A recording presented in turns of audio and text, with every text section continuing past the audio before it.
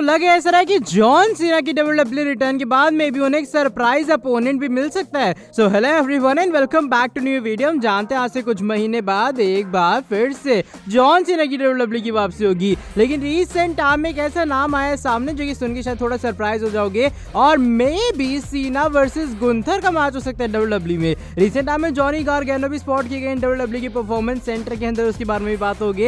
Adam Cole ने बताया recent time में डब्ल्यूडब्ल्यू को लीव करना एक अच्छे नोट के ऊपर उनके लिए क्यों काफी ज्यादा इंपॉर्टेंट था। प्लस बात करेंगे केविन ओवेंस के बारे में, रिसेंट टाइम में उनको लेकर एक ऐसे स्टैट आया है सामने जिसे सुन के आप लोग हिल जाओगे। So without wasting any time let's begin this video. शुरू करते बाद वीडियो को हमारे head of the table, the undisputed champion of the world, the tribal chief, the head of the table Roman Reigns के साथ में लंबा चौड़ा इंट्रोडक्शन हो, चलो वो बात अलग है। लेकिन अभी देखो डब्ल्यूडब्ल्यू में सीन के चलते हैं, हम जानते हैं जो रोमन रेंस है डब्ल्यूडब्ल्यू के एकदम टॉप लेवल वाले सुपरस्टार है। अगर कोई भी कंपनी कोई भी शो बुलाता है डब्ल्यूडब्ल्यू में से किसी एक बंदे को तो फॉर श्योर रोमन रेंस का नाम तो जरूर लेगा। लेकिन अगर मैं आपसे ये कहूं कि आज से कुछ साल पहले डब्ल्यूडब्ल्यू वालों ने खुद कहा कि भैया रोमन का इंटरव्यू ले लो, रोमन को अपने शो पर बुला लो, लेकिन उस इंटरव्यू वाले इंटरेस्टेड नहीं थे रोमन रेंस पे। होता क्या रिसेंट टाइम में हमारे king of the kings the cerebral assassin the game triple H अपने इंटरव्यू के अंदर ये बात रिवील करते हैं कि जो द टुनाइट शो है ना वही जिमी फैलन वाला शो जहां पर जो रोमन रेंस है आई गेस पिछले कुछ रिसेंट टाइम के अंदर 2 से 3 बार जा चुके हैं। इसी शो के लिए साल 2019 के अंदर जिमी फैलन शो हो रहा था, यहाँ पर इन्होंने कहा डब्ल्यूडब्ल्यू सुपरस्टार से कि भैया आओ हमारे शो के ऊपर। उन्होंने 3 नाम लिए, ट्रिपल एच, जॉन सीना और अंडरटेकर का। उस टाइम तीनों में से कोई भी अवेलेबल था नहीं। ट्रिपल एच कहते भैया मैं भी अवेलेबल नहीं था उस टाइम के लिए। तो यहाँ पर क्या होता है जो डब्ल्यूडब्ल्यू वाले वो जिमी फैलन शो के लिए या फिर टुनाइट शो के लिए ऑफर करते 2 सुपरस्टार्स को, या ब्रॉन स्ट्रोमन को बुला लो या फिर बुला लो रोमन रेंस को। और भाई उस टाइम दोनों सुपरस्टार्स के अंदर कोई भी इंटरेस्टेड नहीं था, यानी कि उस टाइम जिमी फैलन शो वाले या फिर टुनाइट शो वाले नहीं चाहते थे कि इस शो के ऊपर रोमन या फिर स्ट्रोमन में से कोई भी एक इंसान आता हुआ नजर आए। उनके अकॉर्डिंग उनका ज्यादा कुछ खास फायदा नहीं होगा। लेकिन अब टाइम देख रहे हो, अगर डब्ल्यूडब्ल्यू से किसी एक इंसान को बुलाना होता है तो रोमन रेंस का नाम सबसे ऊपर आता है। कैसे बताता है कि भाई रोमन ने किस लेवल की जो आप कह सकते हो सक्सेस हासिल की डब्ल्यूडब्ल्यू के अपने पूरे करियर में। आई मीन ये थोड़ा बहुत मोटिवेशन फैक्टर भी है कि आपको उस लेवल का बनना होता है जहां आपको एक तरह इंटरेस्ट बिल्कुल नहीं था। और अब रोमन वो सुपरस्टार है जो किसी शो पर अगर डब्ल्यूडब्ल्यू को रिप्रेजेंट करने चाहते हैं वो एकदम हायर लेवल के ऊपर रिप्रेजेंट करते आते हैं। इसको लेकर, इस पूरी स्टोरी को लेकर बाय द वे या फिर रियल इंसिडेंट को लेकर आपका क्या ओपिनियन है शेयर करना कमेंट सेक्शन में। आज की जो हमारी नेक्स्ट अपडेट है वो फॉर्मर डब्ल्यूडब्ल्यू सुपरस्टार जॉनी गारगैनो के बारे में जुड़ी है। लेकिन रिसेंट टाइम में लगे ऐसा है कि डब्ल्यूडब्ल्यू के परफॉर्मेंस सेंटर के अंदर जॉनी गारगैनो का स्पॉट किए जाने का मतलब ये कि डब्ल्यूडब्ल्यू के साथ में उनके रिलेशन स्टिल कंटिन्यू है। होता है रिसेंट टाइम एक फोटो आती है सामने, फोटो आप लोग देख पा रहे होगे। यहाँ पर जो मैलकॉम बाइविंस है ना, आगे उनका यही नाम है, उनके साथ में यहाँ पर आप जॉनी गारगैनो की फोटो देख पा रहे होगे। उनके पास में उनका बेटा या फिर जो उनका चाइल्ड वगैरह वो भी है। और यहाँ पर फोटो के अंदर जो मैलकॉम है वो तो उनके अलग ही रिएक्शन चल रहे हैं। लेकिन एक काफी बड़ी बात है कि जॉनी गारगैनो डब्ल्यूडब्ल्यू के परफॉर्मेंस सेंटर में है। ये भैया काइलो एली ने डब्ल्यूडब्ल्यू को लीव किया, वो चले गए फिलहाल एईडब्ल्यू के अंदर। तो सभी का मानना ये था मे भी जो जॉनी गारगैनो है वो भी जा सकते हैं एईडब्ल्यू के अंदर। लेकिन डब्ल्यूडब्ल्यू परफॉर्मेंस सेंटर के अंदर स्पॉट किए जाने का मेरे हिसाब से कहीं ना कहीं हिंट ये है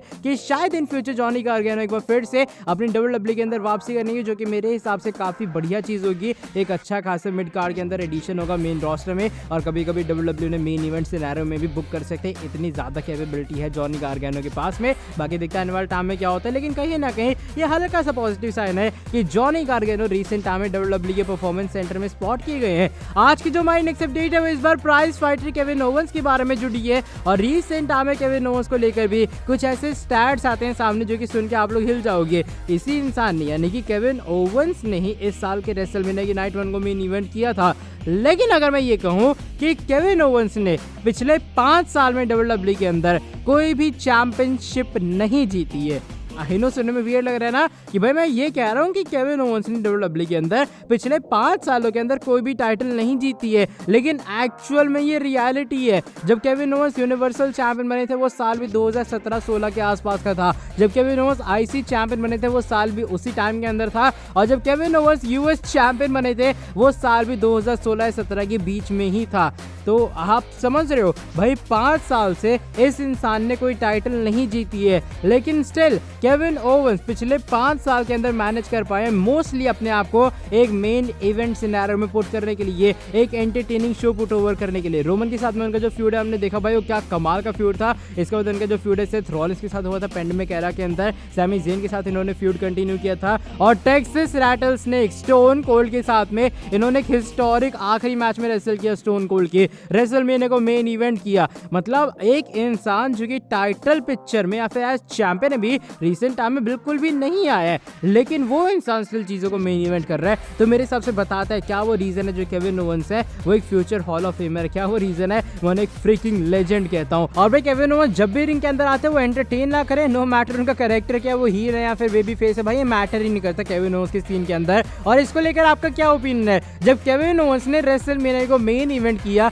जबकि पिछले 5 साल में उनके पास कोई चैंपियनशिप नहीं आई थी। बाय द वे आज की जो हमारी सेकंड लास्ट अपडेट है वो इस बार एडम कोल बेबी के बारे में जुड़ी है। अब भाई एडम कोल ने डब्ल्यूडब्ल्यू को लीव किया और मेरे हिसाब से पर्सनली डब्ल्यूडब्ल्यू ने अपना एक फ्यूचर रेसलमेनिया मेन इवेंटर को खो दिया था। देखो ऑफ कोर्स ही बात है, अगर आप उस इंसान को जो कि एक मेन इवेंट लेवल की क्रेडिबिलिटी रखता है, अगर आप उसे एज मैनेजर बुक करोगे मेन रोस्टर में तो ऐसी चीजें होंगी डब्ल्यूडब्ल्यू के अंदर। लेकिन चलो वो बात है अलग है। रिसेंट टाइम में फाइट फॉर सिलेक्ट के ऊपर इंटरव्यू होता है एडम कोल का, और एडम कोल यहाँ पर रीजन बताते हैं क्या वो रीजन है डब्ल्यूडब्ल्यू से अपना कॉन्ट्रैक्ट एंड करवाना या फिर डब्ल्यूडब्ल्यू को लीव करना एक अच्छे नोट के ऊपर एडम कोल के लिए दुनिया में सबसे ज्यादा इंपॉर्टेंट चीज थी। वो बताते हैं देखो मैं डब्ल्यूडब्ल्यू के अंदर एक लंबे टाइम से काम कर रहा था और सही में उन लोगों ने मुझे काफी ज्यादा सपोर्ट किया है। अब जो चीजें वहां पर मेरे लिए पर्सनली से ज्यादा फ्रेंडली या फिर पर्सनली हो गई थी, वो जो लोग हैं मेरे लिए प्रोफेशनल्स नहीं रह गए थे बल्कि मेरे दोस्त बन गए थे, कोई मेरा मेंटोर बन गया था। तो किसी मेंटोर या फिर पर्सनल रिलेशनशिप के अंदर से बाहर निकलना काफी मुश्किल होता है, इसलिए मुझे ऐसा लगा इस कंपनी को लीव करना या फिर इस जगह को लीव करना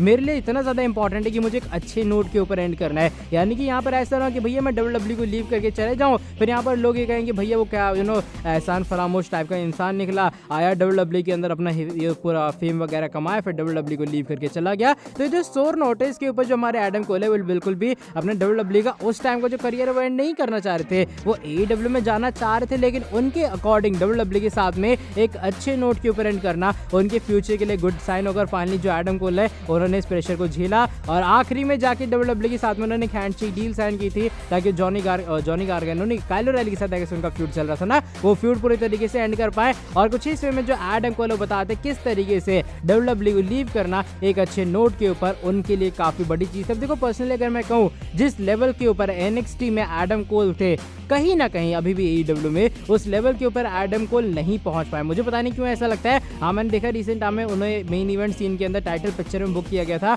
भाई क्या उन्होंने मैच दिया था, लेकिन फिर भी कहीं ऐसा नहीं लगता कि जो Adam Cole WWE NXT time का था वो एक अलग ही एडम कोल था। अगर मैं उसे एईडब्ल्यू वाले से कंपेयर करूं, एक सीरियस एक मेन इवेंटर एडम कोल जिसके अंदर लगता है कि हाँ भाई ये इंसान कुछ भी कर सकता है, वो शायद जो एडम कोल है कहीं ना कहीं थोड़ा सा गुम हो गया एईडब्ल्यू के अंदर। और उम्मीद ही करूंगा एक दिन वो आए जब एडम कोल एक बार फिर से डब्ल्यूडब्ल्यू के अंदर अपना कमबैक करते हुए नजर आए। बाय द वे आज की जो हमारी नेक्स्ट एंड फाइनल अपडेट है वो इस बार Cenation leader 16 time world champion of course John Cena के बारे में जुड़ी है। और लगे ऐसा है कि जब जॉन सीना एक बार फिर से डब्ल्यूडब्ल्यू के अंदर वापस आएंगे मे बी उन्हें सरप्राइज चैलेंजर भी मिल सकता है। अब बताया जा रहा है कि मोस्टली चांसेस ये भी हो सकते हैं कि जो जॉन सीना है उन्हें नॉन टाइटल फ्यूड के अंदर या फिर नॉन चैंपियनशिप मैच में बुक किया जाएगा। काफी सारे नाम आए सामने, कोडी रोड्स नाम सामने आया, ड्रू मैकिंटायर का नाम सामने आया और भी काफी सारे ऑप्शन है यहाँ पर डब्ल्यूडब्ल्यू के पास में। मे बी ब्रॉक के साथ हो जाए मैच या फिर रोमन के साथ में एक बार फिर से टाइटल रीमैच हो जाए।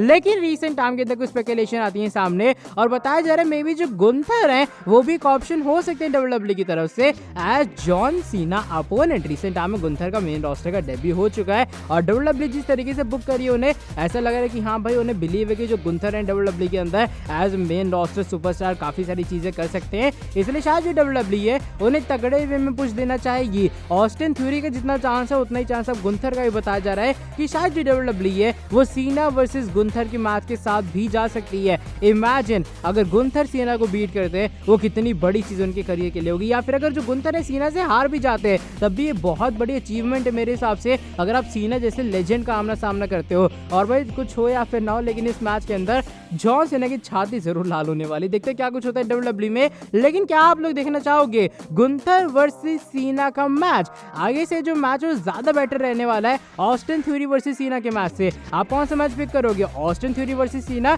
या फिर गुंथर वर्सेस सीना? अपना जो ओपिनियन आप लोग शेयर करना कमेंट सेक्शन में। बाय द वे आज की वाली वीडियो बस यहीं तक थी और आज जस्ट अभी फिलहाल स्पेकुलेशन ही आई है सामने, देखते हैं आने वाले टाइम में क्या कुछ होता है जब जॉन सीना की जो रिटर्न है वो और भी ज्यादा क्लोज आती है। साथ ही में जो लोग चैनल के ऊपर न्यू है सब्सक्राइब नहीं किया सब्सक्राइब कर देना चैनल को, प्लस बेल नोटिफिकेशन को कर देना ऑन। मिलता हूं आपसे आके नेक्स्ट वीडियो के अंदर बहुत ही ज्यादा जल्दी। Till then bye bye, take care.